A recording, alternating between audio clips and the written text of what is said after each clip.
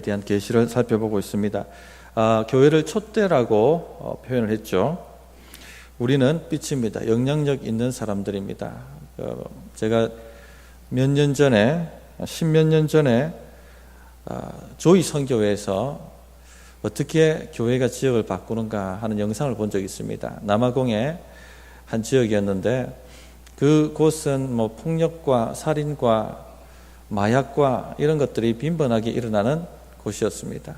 그 지역 교회가 약하였지만 함께 모여서 어떤 농장에서 그 지역이 변화되도록, 폭력이 떠나가고 마약이 떠나가고 살인이 사라지도록 간절하게 중보하는 사역들을 벌이는 것을 영상으로 보여주었습니다. 그런데 놀랍게도 밤이 되면은 그 동네로 나다니지 못했던 그 지역이 이 교회가 중보기도함으로 말미암아 폭력이 사라지고 마약이 사라지고 살인이 사라지고 범죄율이 뚝 하고 떨어지게 됩니다. 그리고 교회가 강력하게 일어서게 되고 그 지역은 공원으로 바뀌어서 어린아이들이 밤늦게까지 뛰어놀 수 있는 장소로 바뀐 것을 볼 수 있었습니다. 또 미국의 콜로라도 스프링스도 범죄의 도시였죠. 조직폭력배들, 마약 이런 여러 가지 범죄들이 빈번하게 일어나는 곳이었습니다. 그곳의 교회들은 100명 이상 올라가 본 교회가 없다고 합니다. 정적으로 완전히 눌려있는 지역이었습니다. 테드 헤가드라는 유명한 목사님이 그 지역에 들어가셨는데 물론 이분이 나중에 동성애 때문에 무너집니다만 그분이 동성애 때문에 무너지기 전에는 그래도 굉장히 영향력 있는 유명한 목사님이셨죠. 그 백악관에도 들어가고 하시구나. 그분이 가서 중보사역을 일으킵니다. 하나님, 이 지역에 하나님의 교회가 세워지게 하여 주시옵소서. 선교단체들이 들어오게 하여 주시옵소서. 그리고 그 지역에 있는 많은 영혼들을 위해서 간절히 기도하는 중보사역을 일으킵니다. 그런데 놀랍게도 이제 변화가 일어나는 거죠. 그렇게 아무리 노력해도 성장하지 않던 교회들이 성장하기 시작하고 큰 대형 교회들이 생기기 시작하고 많은 선교단체에 들어오고 범죄율이 뚝 하고 떨어집니다. 그리고 콜로라도 스프링스는 전 세계 기도센터가 거기에 들어가 있거든요. 그 정도로 영적인 도시가 됩니다. 미국의 중남부 지역 여러 주에 걸쳐서 교회들이 밀집되어 있는 지역이 있는데 그것을 바이블 벨트라고 얘기합니다. 이런 얘기 한번 들어보셨을 것입니다. 그 지역 가보면은 지역의 분위기가 확 다르다고 얘기하죠. 영적인 분위기라고 얘기를 합니다. 안 가봐서, 직접 안 가봐서 모르겠습니다만은 카더라 그렇게 얘기를 합니다. 무엇을 얘기하고 싶은가 하면 교회가 건강에 서면 그 지역에 교회가 건강하게 있으면 교회는 빛입니다. 영향력을 발휘합니다. 교회가 건강하게 서면 그 지역이 바뀝니다. 달라집니다. 그런데 그 교회가 건강하게 서지 못하면 그 지역이 어두워집니다. 우리가 계속해서 여기 모여가 기도하지 않습니까? 기도하는 거에 파워가 있고 영향력이 있다는 것을 아시기 바랍니다. 영혼 구원하며 제자 세우는 교회 되게 해주십시오. 간절히 부르짖지 않습니까? 그렇게 부르짖었더니 정말 지난 한 달 동안 생짜배기 새신자가 3명이 오셨어요. 한 분은 여기 신동 아파트 사시는 분인데 어릴 때 교회 한번 가보고 평생 교회를 다녀본 적이 없는데 무단히 교회에 오고 싶다고 그렇게 오셨었습니다. 그게 그냥 된 일이 아니죠. 기도하면 됩니다. 기도하면 지역이 바뀌고 기도하면 하나님의 나라가 임하고 역사하게 되는 것입니다. 그래서 우리는 건강한 교회 되도록 가족 공동체 같은 교회 되도록 또 이 지역에 영향력을 미치는 빛을 발하는 교회 되도록 영혼 구원하며 제자를 세우는 교회가 되도록 간절히 부르짖고 기도해야 됩니다. 그런데 사탄이 눈 딱 뜨고 그렇게 되도록 가만히 있지 않습니다. 다양한 방법으로 공격해옵니다. 그래서 교회가 빛을 잃어버리도록 혹은 좀 빛이 희미해지도록 그렇게 만들려고 합니다. 그래야지 어둠이 역사하니까. 그래야지 막 범죄율이 일어나고 폭력이 일어나고 음탕해지고 지역이 우상숭배가 창궐하고 점집들이 흥행하고 그래 만들 수 있거든요. 그렇기 때문에 사탄은 여러 가지 다양한 방법으로 교회가 건강해지지 못하도록 공격합니다. 교회에 문제가 생겼다는 것은 마귀한테 공격당했다는 겁니다. 교회가 잘 올라가다가 짜그러졌다는 것은 교회가 공격당했다는 것입니다. 그래서 어떻게 하면은 교회가 건강한 교회로 설 수 있는가? 이 계시록의 7교회를 보면서 우리가 보아야 됩니다. 어떤 공격을 받는구나, 교회들이. 오늘 우리가 살펴볼 교회는 두아디라 교회인데, 두아디라 교회도 버가모 교회처럼 세속화되는 공격을 받습니다. 이세벨의 영이죠. 이세벨의 음행. 이세벨의 음행 간단하게 얘기하면은 버가모 교회와 마찬가지로 세속화되는 것입니다. 우리가 믿음으로 구원받고 은혜로 구원받지 않았느냐. 육체로 좀 죄를 범해도 괜찮다. 뭐 우상 신전에 가가지고 함께 제사 지내고 뭐 거기 고기 먹는 거 괜찮다. 우리가 다 믿음으로 구원받는 것 아니냐. 문화다, 문화. 소형 문화재, 뭐 무슨 문화재 괜찮다. 할로윈데이 괜찮다, 문화재 않느냐. 해도 된다. 뭐 이런 식으로 음행을 조장하는 것이죠. 이런 것을 교회가 분별 없이 받아들이기 시작하면은 교회의 빛은 사라집니다. 점점 문제가 생깁니다. 교회 문제가 생깁니다. 육체 질병도 생기고 가정의 질병도 생기고 또 서로 싸우고 다투고 갈라지고 깨어지고 하는 역사들이 계속해서 일어나게 될 것입니다. 계속 교회는 육적으로 변합니다. 세상의 번영과 성공과 이런 걸 향해서만 달려가게 되는 것입니다. 이런 모든 것들이 이세벨의 가르침. 19절 보시면 두아디라 교회의 내 사업을 내가 알고 있다. 즉 사랑과 믿음과 섬김과 인내에 대해서 칭찬을 하십니다. 더 풍성해졌다. 여러분, 사랑이 있고 교회가 믿음이 있고 인내가 있고 섬김이 있고 너무 매력적이지 않습니까? 좋은 교회입니다. 우리 목장에 사랑이 있고 인내가 있고 섬김이 있고 믿음이 충만하면 정말 좋은 목장입니다. 그런데요, 이렇게 좋은 목장, 이렇게 좋은 교회도 이세벨의 가르침을 받아들이면 빛을 잃어버립니다. 이게 문제입니다. 이게 이세벨의 가르침을 받아들이면 빛을 잃어버린다. 20절 보십시오. 그러나 내게 책망할 일이 있노라. 자칭 선지자라 하는 이세벨을 내가 용납함이니 그가 내 종들을 가르쳐 깨어 행음하게 하고 우상의 제물을 먹게 하는도다. 자, 우리가 이세벨은 잘 알고 있습니다. 아합의 부인이죠. 시돈의 공주였습니다. 이 여인이 이스라엘에 시집 와가지고는 무슨 일을 합니까? 처처에 하나님 성전 다 무너뜨리고 바알 신전 다 세우고 모든 하나님 선지자 다 잡아 죽이고 그리고 오직 바알에게만 절할 수 있도록 그렇게 만듭니다. 그렇게 하지 않으면 다 죽여버렸습니다. 여기 두아디라 교회에도 이세벨이 있다. 이 말은 은유죠, 은유.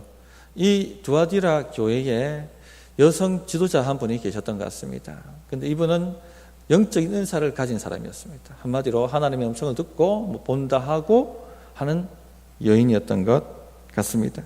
근데 이 여인이 뭐라고 얘기하냐면 괜찮다고 얘기하는 겁니다. 우상한테 들어가서 그 제사 함께 하고 제사상에 밥 먹는 거 괜찮다. 아무 문제 없다. 너 믿음 강하지 않느냐? 믿음 강한 사람은 괜찮다. 이렇게 이야기를 한 것입니다. 내 종들을 가르쳐 깨어 행음하게 하고 우상의 제물을 먹게 했다. 뭐 제사상에 절해도 괜찮다. 돼지머리 앞에 절해도 괜찮다. 다 문화가 아니냐? 어떤 초형 문화재, 기시 문화재지 않습니까? 뇌과학 괜찮다. 단, 요가 괜찮다. 구해받지 마라. 우리가 다 믿음이 강한 사람들인데 이런 식으로 다 받아들이는 것이죠. 그렇게 깨어서 행음하게 했다 얘기합니다. 그런데 이런 모든 것들이 물질 문제하고 연결되면 굉장히 강한 유혹을 받습니다. 이 두아디라 어디서 많이 들어봤죠? 사도행전 하면서 두아디라 자주장사, 루디아. 두아디라는 이 염색업 그리고 구리 세공업이 유명한 곳입니다. 오늘날로 치면은 울산처럼 공업도시입니다. 돈이 많습니다. 돈이 많아요. 그런데 당시에 사업을 하려고 하면은 오늘날에도 마찬가지지만 협동조합이 구성되어 있고 그 협동조합에 가입이 되어야지 거래가 왔다 갔다 하는 겁니다. 영업이 되는 겁니다. 모두 다 이 길드라는 노동조합에 다 가입이 되어 있습니다. 그런데 그 당시는 그리스 신화의 시대이기 때문에 모든 노동조합들은 다 수호신들 다 모시고 있었습니다. 그래서 뭐 일을 하려고 하면은 수호신에게 제사하고 그 우상 예배에 참여하고 그 재물을 같이 나눠 먹고 그렇게 해야지 거래가 되는 겁니다. 그런데 누가 경쟁이 힘들겠습니까? 예수 믿는 사람이 힘든 거예요. 예수 믿는 사람이 힘든 겁니다. 거래를 하고 사업을 해야 되는데 이 협동조합에 들어가 있어야 되는데 들어가면은 우상 숭배하고 우상의 축제에 참여하고 재물을 먹어야 되기 때문에 이 버가모는 우상 숭배를 거절하면 목숨을 잃었습니다. 두아디라는 우상 숭배를 거절하면 경제적 손실을 입게 되는 겁니다. 가난해지게 되는 것이죠. 안 그래도 이 협동조합의 압박을 받고 있는데 이세벨이 괜찮다고 얘기하는 겁니다. 괜찮다. 문화다, 문화. 우리가 다 믿음으로 구원받는다. 그렇게 육체로 범한 것 아무 죄 아니다. 괜찮다. 이렇게 끼어서 참여하게 만들었습니다. 이런 것이 이세벨의 가르침입니다.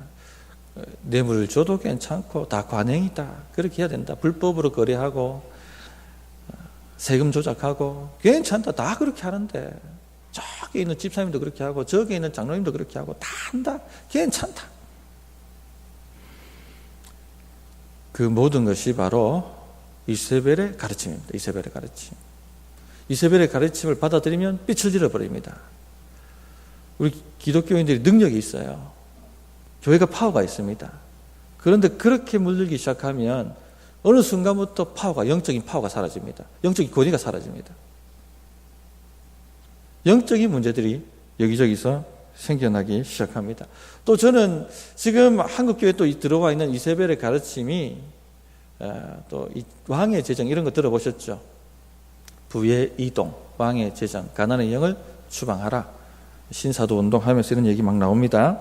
이런 유도 이세벨의 가르침이라고 생각을 합니다. 왕의 제정이라는 책을 갖다가 많이 읽어보셨을 겁니다. 김미연 간사님인가 김미진 간사님 그 초청 교회들이 앞다퉈서 초청하고 그 세미나를 열고 기도를 받고 그렇게 했습니다. 30배, 60배, 100배의 결실을 맺고 싶다. 은사주의, 은사운동하는 쪽이 항상 잘못 가는 것이 바로 이와 같은 거예요. 복음에 초점을 맞추고 예수님께 초점을 맞춰야 되는데 꼭 어디에 초점을 맞추냐면은 번영, 성공, 돈으로 넘어갑니다. 표면적인 이유는 거창합니다. 마귀한테 왜 돈의 물건을 다 주냐? 왜 불신자들이 다 거부가 되어 있느냐? 이 신자들은 뭐 했느냐? 하나님의 왕권을 받아가 있는 신자들인데 그 물건을 가져와서 주의 나라를 위해서 써야 된다. 교회 세우는데 이렇게 주장을 합니다. 그러면서 은사를 어디에 사용합니까? 복음 전도하고 교회 세우는데 사람 섬기는데 쓰는 것이 아니라 돈 어디다 투자해야 되는지 그거 물어보는데 은사 사용합니다. 하나님의 음성을 듣는 이유가 뭐냐? 하나님 돈 어디에 투자해야 됩니까? 환상을 보고 투자하고 몇 년 전에 제 동생한테 서울에서 하나님께서 남쪽으로 내려가라고 하셨다면서 투자자를 찾는다고 찾아왔던 사람이 있었습니다. 함께 합작했다가 완전히 쫄딱 망했습니다. 다 틀렸어요. 3천만 원 빚지고.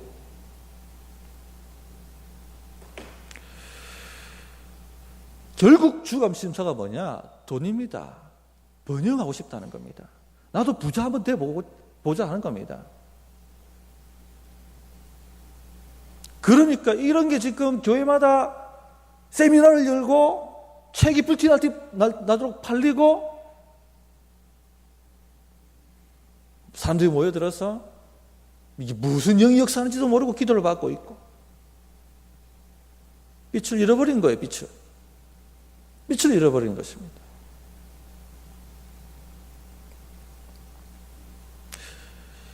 이세벨을 용납하지 마라. 이세벨을 용납하지 마라. 이 모든 것이 세상과 타협하게 만드는 겁니다. 우상 숭배하게 만드는 겁니다. 돈 숭배하게 만드는 것이고 번영 숭배하게 만드는 것이고 세상에서 누리고 성공하는 것 숭배하게 만드는 것입니다. 우리는 주를 위해서 고난받으셔야 됩니다. 주를 위해서 손해받으셔야 돼요. 아멘이십니까?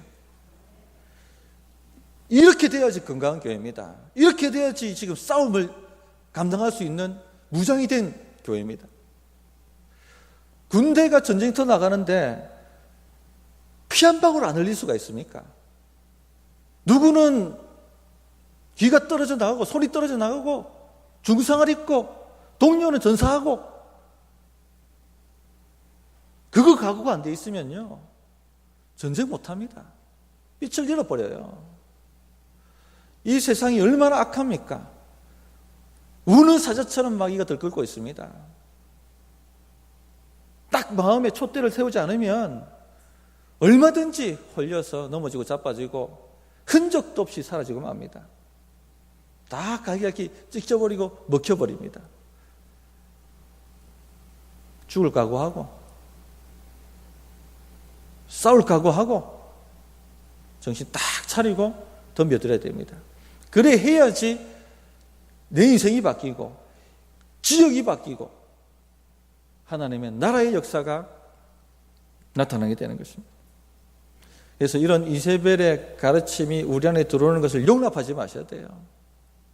용납하지 마셔야 돼요. 하나님께서 21절 보면 회개할 기회를 주셨다라고 얘기하십니다. 또 내가 그에게 회개할 기회를 주었을 때 자기 음행을 회개하고자 하지 아니하는도다. 주님은 회개할 기회를 주십니다. 바로 심판하지 않으십니다. 바로 죽여버리지 않습니다. 왜냐하면 이세벨도 하나님의 성도예요. 교회 안에 있단 말입니다. 그에게 회개할 기회를 주시는 것입니다. 존 비비어의 순종이라는 책을 보면 존 비비어 목사님이 그런 얘기를 하죠. 하나님이 사람을 징계하실 때, 다루실 때 세 단계가 있다. 죄를 회개케 하실 때. 첫째, 그 사람 내면에 말씀하신다. 돌이키라. 돌이키라. 나에게로 돌이키라. 지금 네가 너무 넘어갔다. 나의 뜻과 반대되는 방향으로 갔다. 하고 마음의 양심에 소리치십니다. 그런데 이것을 거부하면 마음이 굳어집니다. 딱딱해져 버립니다. 돌같이 딱딱해져 버리게 되죠. 자, 그래 되면은 하나님께서 선지자를 보냅니다. 사람을 보내시죠. 오늘로 치면은 목사를 보내고 목자를 보내고 친구를 보내고 전도회 회장을 보내고 장로님을 보내고 권사님을 보낸단 말입니다. 돌아오라고 잘못 갔다라고 얘기해 줍니다. 거기서도 회개하지 않고 돌아오지 않으면 그 다음 뭐가 들어갑니까? 성경에 보면 심판이 들어갑니다. 선지자의 말을 거역하면 심판이 들어갑니다. 징계가 들어갑니다. 재앙이 들어갑니다. 그래서 대개 징계 오는데 고난, 질병 이런 것이 찾아오죠. 이게 구약의 패턴입니다. 경고를 듣지 않으면 질병이 찾아오고 외세가 침공해가지고 다 알거지로 만들어버리고 종로로 타도록 데리고 버리고 맙니다. 근데 하나님 이 모든 과정은 하나님이 우리 심판하고 완전히 죽이시려는 거 하시는 것이 아니라 돌아오라고 말씀하신 소리예요.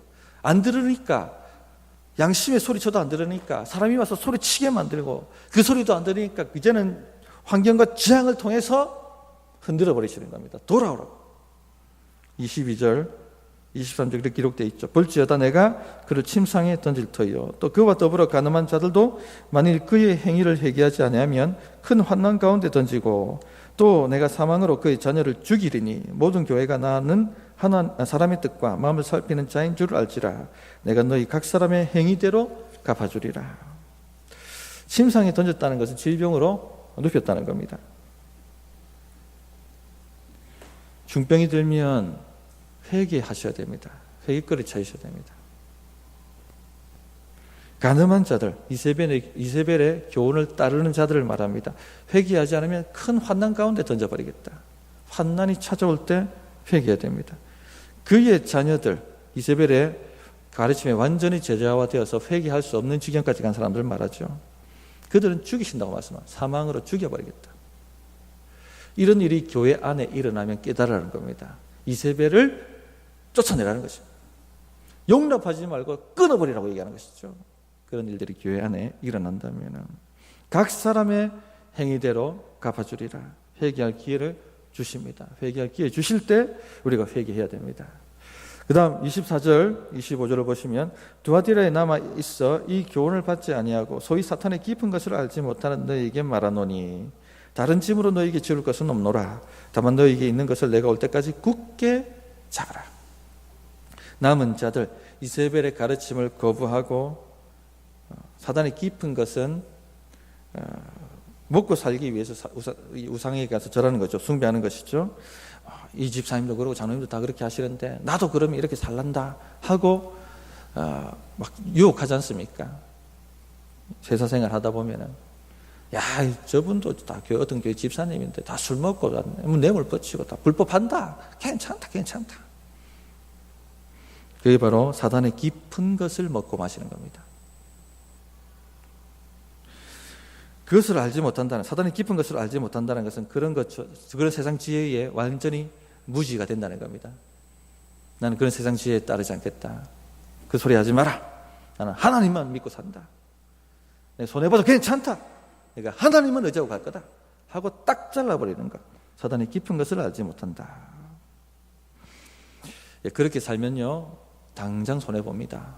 그런데 뭐라고 말씀하십니까? 주님께서 이기라고. 너에게 다른 거 지우지 않겠다. 그거 붙들고 내가 올 때까지. 여기서 오는 그 종말을 얘기하는 게 아닙니다. 주님이 갚아주시기 위해서 오시는 때를 얘기하는 겁니다. 그때까지 참고 이기라고. 그러면 내가 와서 너에게 만국을 다스릴 권세를 주겠다. 내가 너희를 높여주겠다. 내가 너에게 권세를 주겠다. 그렇게 말씀하시는 것입니다. 성도님들, 좌로나 우로나 치우치지 마시고 딱 주님 말씀대로 가면 됩니다. 주님 말씀이 나에게 손해를 끼친다 할지라도 주님 믿고 가시면 되는 겁니다. 다른 것 춤추지 않습니다. 딱 이거 붙들고 가면, 이길 때까지 가면 하나님이 오셔서 갚아주십니다. 높여주십니다. 이것 안 믿으면요, 싸움을 감당 못합니다. 이 험악한 세상 마귀하고의 싸움에서 이길 수가 없습니다. 독해지셔야 돼요. 믿음의 독종이 되셔야 됩니다. 그래서 우리 성도님들이 승리하는 그런 삶을 사시기를 바랍니다. 찬양하고 기도하겠습니다.